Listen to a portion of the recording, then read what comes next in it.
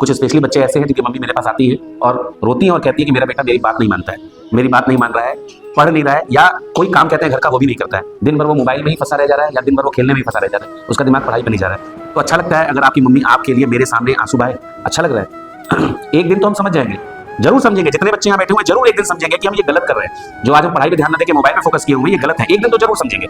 लेकिन वो दिन कौन सा हुआ, कहीं देर ना हो जाए, देर हो जाएगी तो उसके बाद समझने से भी कोई मतलब नहीं होगा। करियर तो अभी बनाना है ना, अगर अभी हम समझ जाएंगे, समय पे समझ जाएंगे तो आगे करियर बन जाएगा मेरा।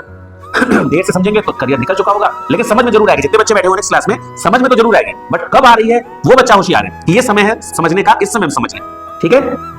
तुम सब लोग बच्चे हो, अपने अपने घर में जिद जरूर करते हो सामानों को लेकर, कुछ ना कुछ चाहिए चाहिए, कुछ ना कुछ चाहिए चाहिए, ये अपने पेरेंट्स पे लगातार कंटिन्यू आप लोग प्रेशर डाले रहते हो। ये ख्वाहिश पूरी हुई तो अब ये मांगा जाए, ये ख्वाहिश पूरी हुई तो ये मांगा जाए, और आपके पेरेंट्स होते हैं हर तरह से आप पे समर्पित।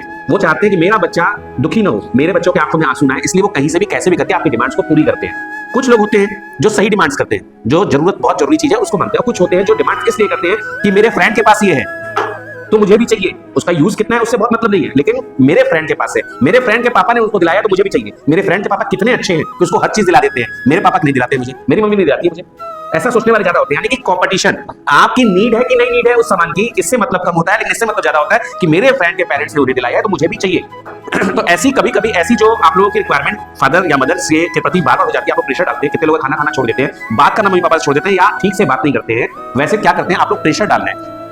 प्रेशर डालने पे मम्मी और पापा की मानसिक जो स्थिति है वो थोड़ी खराब रहती है, वो कुछ और नहीं सोच पाते, जो फ्रीली उनको जीना चाहिए, काम करना चाहिए अपना, वो नहीं करके प्रेशर लेने लगते हैं कि आज तो मेरी मम्मी मेरे बेटे ने या मेरी बेटी ने ये कहा होगा कि आज लेके जरूर आइएगा, नहीं आएंगे तो ठीक नहीं होगा। हम लोग ऐसे ही धमकी भरे शब्द भी यूज करते हैं अपने घर के अंदर कि ठीक नहीं होगा अगर आप नहीं लाएंगे तो वो प्रेशर में आके कुछ ना कुछ बेचारे कैसे तैसे लाते हैं। सेम ऐसी ही कहानी है बेटा। एक बच्चा है जो अपनी मम्मी से और पापा से लगातार जिद करते हुए कंटिन्यू प्रेशर डाल रहा था, मुझे ये चाहिए, मुझे वो चाहिए, ठीक है। अभी हाल ही में कुछ दिन पहले उसने शूज नए लिए थे, ये कह के कि मुझे एक नया शूज चाहिए, कहीं भी अगर शादी पार्टी में जाते तो मुझे नया शूज पहनना है। हालांकि उसके पास पहले से भी शूज था, स्कूल का शूज भी नया था, लेकिन फिर भी मम्मी पापा से प्रेशर डाल के उसने शूज की डिमांड की, मम्मी पापा ने जैसे तैसे उसकी पूरी की।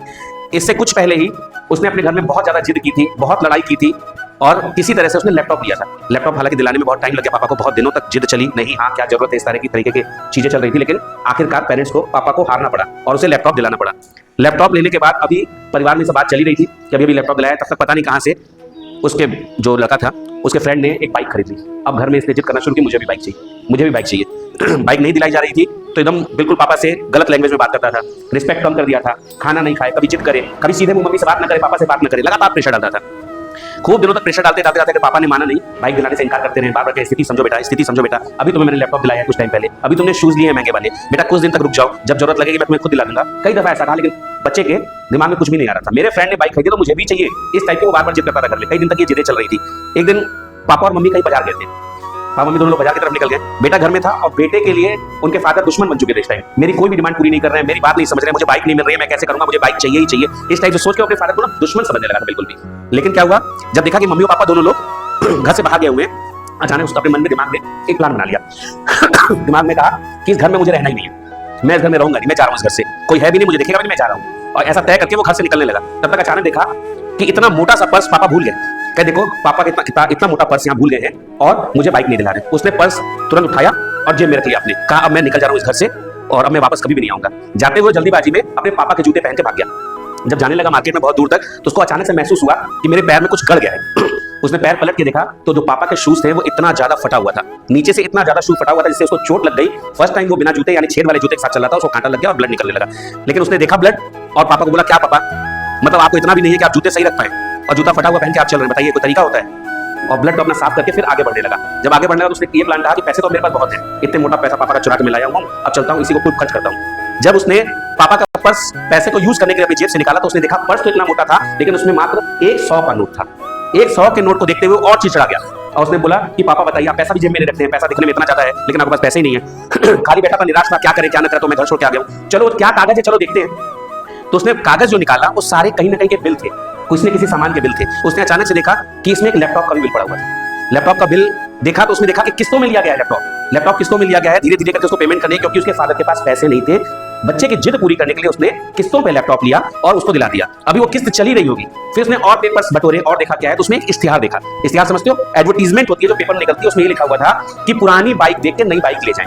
उसने देखा का मेरे पापा से लगातार मैंने जो है बाइक की डिमांड की पड़ी है, लगातार मुझे लगता है कि अपनी पापा अपनी पुरानी स्कूटर बेच के मेरे लिए नई बाइक लेने गए हुए हैं। उसको अचानक याद आने लगा अपने बचपन से लेकर के कैसे उस स्कूटर से मैं स्कूल गया, मेरे पापा ने मुझे स्कूल छोड़ा कितने सालों तक, उसी से हम लोग मार्केट जाते थे, उसी स्कूटर से हम लोग मेला घूमने जाते थे, उसी स्कूटर से किसी की तबीयत खराब होती थी तो डॉक्टर के पास जाते थे। उसमें बहुत सी यादें जुड़ी हुई हैं। आज मेरे पापा जो है बताओ मेरे लिए क्या कर रहे हैं, उसको गिल्टी फील होने लगी। मुझे लगता है मेरे पापा को तो बहुत पैसे, लेकिन ये देखो कैसे कैसे करके मेरी डिमांड पूरी कर रहे हैं। वो भागते हुए पहले घर गया, उसने डिसीजन अपनी चेंज की, मैं बहुत गलत कर रहा था। वो भागते हुए अपने घर गया कि पापा नहीं, वो बाइक वो स्कूटर अपनी मत बेचना, नए के लिए मत बेचना, अगर वो बेच देंगे पापा तो वो यादें मेरी खत्म हो जाएंगी जो बचपन में मैंने उसके साथ संभाली हुई है। वो भाग के घर गया, लेकिन उसके पापा घर पे नहीं आए हुए थे। देखा घर पे कोई नहीं है अभी भी। फिर उसने वो इश्तिहार वापस खोला, एडवर्टाइजमेंट वापस खोली, उस बाइक कंपनी की एड्रेस देखी और भाग के वो बाइक वाले पास गया। देखा उसके पापा डिस्कशन कर रहे हैं कि पुरानी बाइक इतने में लो, इतना ज्यादा लगाओ, इस तरह की डिस्कशन चल रही थी। लेकिन बच्चे को अपनी गलती पूरी तरह से फील हो चुकी थी। वो गया और पापा के पैर में गिर गया, बोला पापा प्लीज प्लीज मुझे अब समझ में आ गया है, अब आप ये स्कूटर बेचेंगे नहीं, इस स्कूटर को आप देके नहीं ले लेंगे क्योंकि इस स्कूटर में ही मेरी यादें हैं। पापा अभी मुझे बाइक की कोई जरूरत नहीं है, मैं समझ चुका हूँ पैसा कमाना बहुत कठिन है। पापा आपने बचपन से लेकर आज तक मेरी सारी डिमांड्स पूरी की हैं, कैसे की है मैंने इसके पीछे कभी नहीं जानना चाहा। सिर्फ मुझे अपना मैं स्वार्थी हो गया था,